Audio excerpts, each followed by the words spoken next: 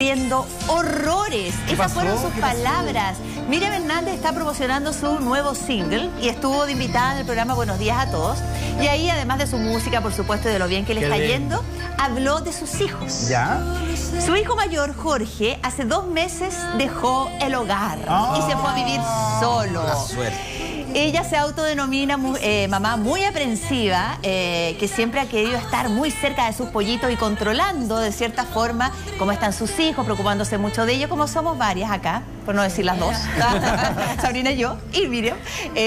Y por supuesto está sufriendo, pero horrores, la partida de su hijo. Ahora, Jorge tiene 28 años. También es grandecito como para haber tomado la decisión de partir, pero por supuesto que para ella fue súper doloroso y ahora está con mucho miedo de que su hija Miriam también tome la decisión en un par de años más. Miriam tiene 26, Jorge tiene 28. No sé, vos que estás más cerca que yo de llegar a esa etapa. ¿Por qué estás diciendo...? Porque sus hijos son más grandes. Sí, Tu hijo tiene 19. 19, sí.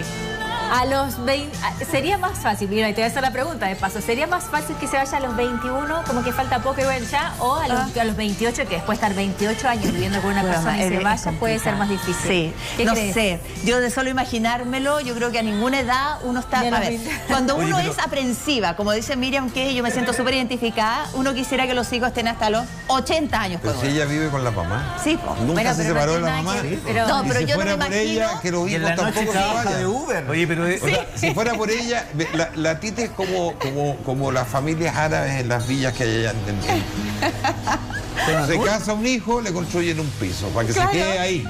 Se casa otro y le construyen otro piso para que se queden ahí. Y se quedan todos ahí. Si fuera por la Titi, que se queden todos. O sea, yo soy muy aprensiva y también me pasa lo mismo. Como que por mí que viva conmigo siempre, que tenga la familia. Pero ¿con cuál moral podría decir eso cuando yo me fui a los 20 años de mi casa? Y a otro país. Ni siquiera es que me mudé sola. Me fui, de hecho, a otro país.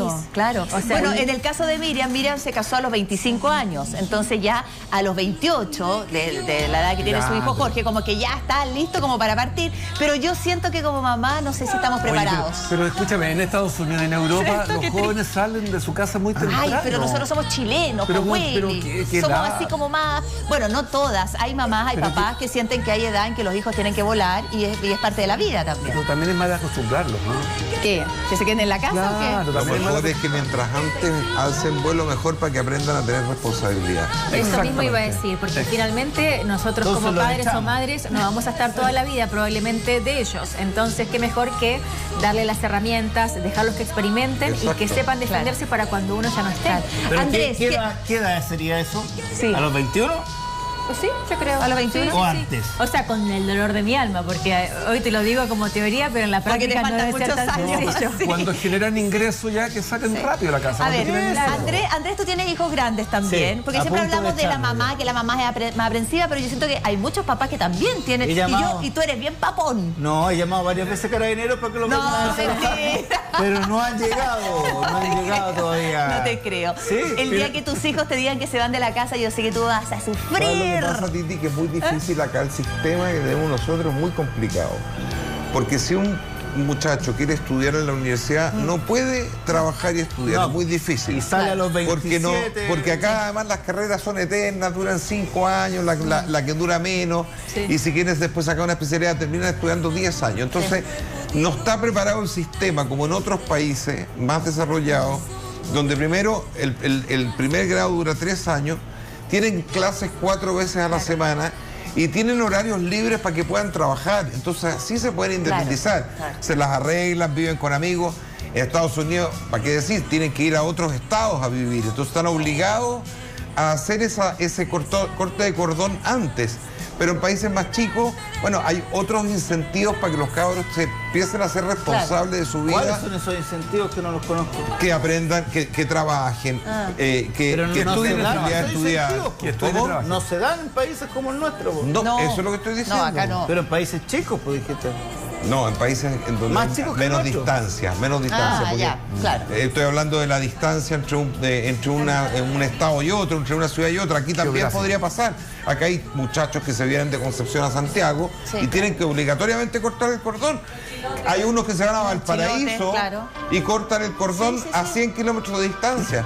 Pero acá en Santiago las condiciones, o sea, es muy difícil que un muchacho que está en la universidad pueda abandonar el hogar paterno porque no tiene cómo mantenerse. Claro, ahí tiene que seguir con el auspicio de los padres.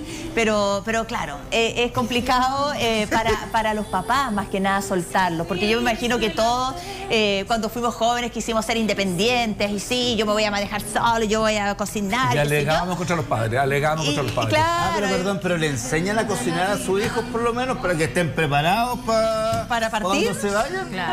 Obvio. Titi, ¿Quieres que te diga algo? ¿Quieres que te diga algo? una pregunta. ¿Tu hijo hace la cama? A veces. Es que es súper importante. Ahí se Sí. parte, que se luchen los zapatos para ir al colegio, que se haga la cama, que ayude a lavar los platos. Mira, yo no quiero entrar en un análisis político, pero sí quiero decir lo siguiente. Cuando nosotros en este país hablamos de que queremos educación de calidad, la educación de calidad no es solamente tener buenos profesores. Educación de calidad es enseñarle a los muchachos a valerse por sí mismos, es enseñarle a los muchachos a tener opinión, es enseñarle a los muchachos que estén educados como corresponde. Para eso el sistema tiene que cambiar. Mientras nosotros sigamos teniendo un sistema donde las universidades públicas, no voy a hablar de las universidades privadas, que son pagadas y que tienen que los muchachos además pedir un CAE para poder estudiar y quedan endeudados por el resto de la vida. Por muchos años, sí. Fíjate que un muchacho que estudia con un CAE sale y encuentra un trabajo, el primer trabajo. Si tiene que pagar el CAE, tampoco le alcanza para independizarse. No. Entonces, vamos alargando el proceso hasta el año de Torogil. Claro. En cambio, si ese muchacho tuviera la posibilidad de trabajar y que los padres a lo mejor se hagan cargo de la mitad, o el Estado, como en otros países, se haga cargo de la mitad, ellos con su trabajo pueden perfectamente bien pagarse la universidad. ¿Y cómo antes? Entonces, porque nuestros padres, porque eran otras condiciones, el mundo era completamente diferente. Se estaba menos para vivir antes. Había mucho más oportunidades. Las universidades, discúlpame, cuando yo estudié en la universidad, Ya. había solo 3 universidades, no había universidades privadas. Por lo tanto, las vacantes eran las vacantes que había. Entonces había menos oportunidades. Pero no? déjenme terminar. Dele, termine. Mauricio. Entonces, había muchachos que tenían que optar por carreras técnicas, había muchachos que tenían que optar por trabajar, hasta que pudieran después volver dar la prueba de nuevo y poder estudiar. Por lo tanto, tenían que buscarse las oportunidades. Y además, éramos muchísimos menos que los que somos hoy día, que somos casi 19 millones de habitantes. Y hoy día tú levantáis una piedra y ingenieros comerciales, levantáis otra piedra, hay médicos. O sea, hay de todo. Pero además, el sistema ha fomentado que nosotros, los papás, seamos responsables de que nuestros hijos sean flojos. Ajá. Absolutamente. Sí. Pero absolutamente flojos, porque le hacemos todo. ¿Por qué? Porque decimos, pucha, pobrecito, ¿cómo va a estudiar en la universidad y va a trabajar? Claro. Pobrecito, como el niñito va... No. Ya antes tenías que arreglártelas como fuera para poder pagar tu alojamiento. Pero es importante que los jóvenes sepan el valor de las cosas. Porque los chicos ahora, la juventud y la gente actual piden y no dan nada. Hablan que queremos cultura, más cultura. Pero además... tienen todo el centro rayado, ensucian todo. Entonces, ya, pero Willy, pero eso, Sí. eso es otra cosa. Eso responde a un problema, a un conflicto social. Acá en Chile, por ejemplo, la educación superior es pagada. No existen las universidades públicas. No hay una universidad gratuita. No, porque existían las becas y antes la gente podía... Pero hoy día también hay becas. Pero no se obligaba a las universidades tradicionales como hoy a competir con las universidades privadas, por lo tanto los aranceles hoy día son muchísimo mayores. Antes la universidad no era tan cara como ahora. Cuando yo estudié en la universidad no era tan cara como ahora. Entonces, claro, ahora toda la vida todo va subiendo. Sí, está bien. O sea, nos vamos equilibrando medida que pasando el tiempo. Pero el Estado tiene que proveer de educación pública. Sí, absolutamente de acuerdo. Sí. Pero claro, eso ha sido siempre. No hay educación pública. Pero, a ver, pero ¿cuál es el consuelo? ¿Que ha sido siempre así? Entonces ha sido siempre así. No. Cambiemos de verdad el sistema. Absolutamente, mira. Cambiemos el sistema para que los muchachos puedan estudiar y trabajar y que no sean unos mantenidos hasta los 30 años, weón. Sí, absolutamente de acuerdo. Voto por ti. No estamos diciendo que porque... Esto no es nada. Esto no tiene nada que ver con política, tiene que ver con cómo nosotros queremos construir nuestra sociedad. Sí, pero más allá de eso, y estamos de acuerdo, esto ha existido siempre, no es una cosa de ahora, independiente que, claro, ahora la vida está más cara, la universidad está más cara, el colegio está más caro, la comida está más cara, está todo más caro. Pero claramente antes, de alguna forma, no me digas por qué ni cómo, nuestros papás se las arreglaron para independizarse, también, y nosotros también, no yendo tan lejos, sí, es verdad, para independizarse, para formar familia, para tener a su hijo. Oportunidades, Titi. Hoy día no hay tantas oportunidades. Claro, hay somos oportunidades más personas. que salir a buscar. ¿Sabes cuánta gente? Y voy a hablar de una ilegalidad. Voy a hablar de una ilegalidad. ¿Ya? ¿Cuánta gente termina la universidad y con esta obligación que tienen de tener que pagar sus estudios se dedican a trabajar en aplicaciones para poder subsistir? Porque hoy día no te alcanza con el pregrado. Y el pregrado son 5 años. 5 años que pagas tu universidad y no te alcanza porque ya te empiezan a exigir el máster. Sí. Y el máster son 2 años más. Y entonces, hoy día las oportunidades se han ido reduciendo. Lo que pasa es que también se exige como sociedad, y más aún en Chile, que siendo que no hay una universidad gratuita, se exige que todos sean profesionales.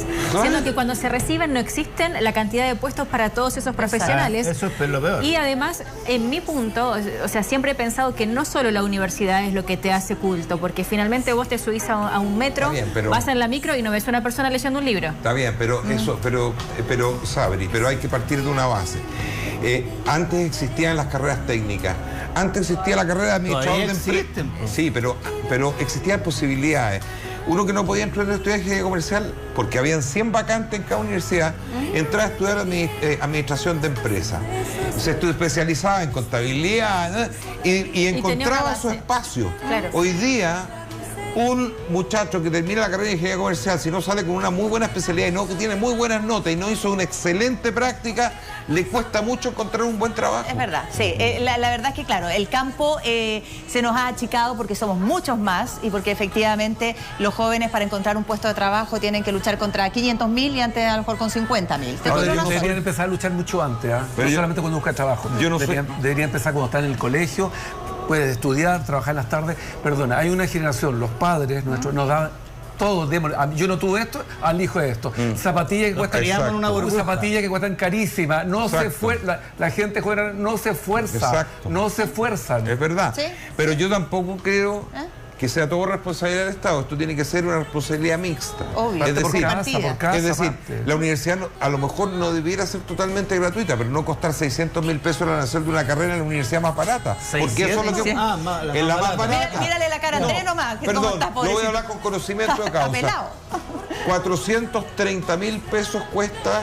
480.000 pesos cuesta en la UTEM una carrera universitaria. Esa es la universidad más barata que cobra hoy día un arancel mensual.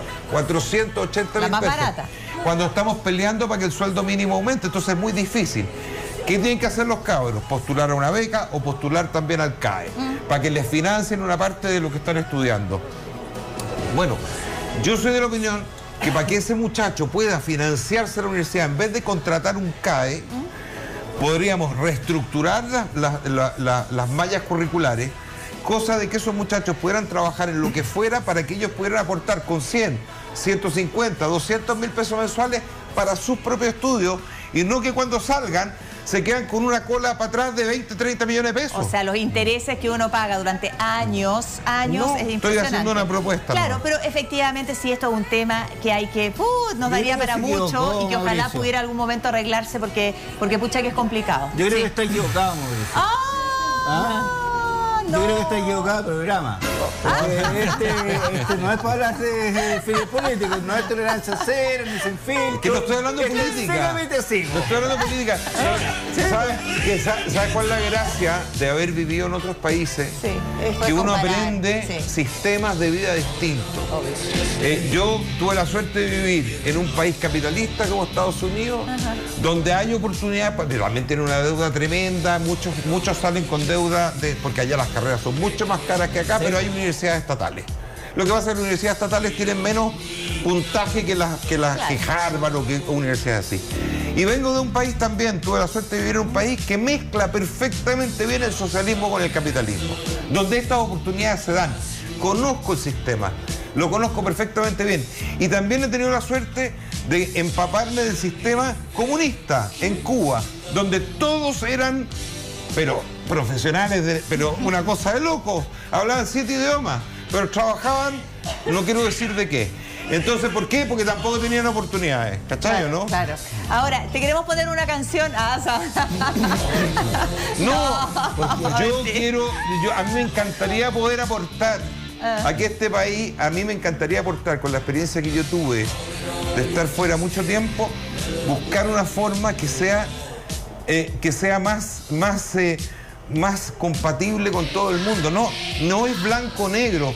Hay un lugar al medio donde lo podemos encontrar y lo podríamos construir. Lo que pasa es que a los políticos les da lo mismo. Es el punto de no les España de los últimos gobiernos y ninguno al final hace nada. Bueno, a todo esto... Que no sufra tanto Miriam Hernández, porque ya a los 28 años está bastante bailoncito. No, espérate, y está sufriendo por Jorge, como lo decíamos al principio, y también por Miriam, que en algún momento se va a tener que ir de la casa también.